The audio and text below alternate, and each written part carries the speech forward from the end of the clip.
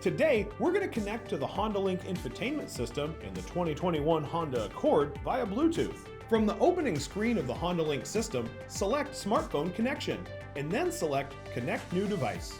At this point, make sure that Bluetooth is turned on and set to discoverable on your mobile device. The Honda Link system will now display a 6-digit PIN number. Select Pair if the number matches the pairing request sent to your phone. Next, the Honda Link system will ask you to select which functions you wish to connect. Select Connect for the functions you want.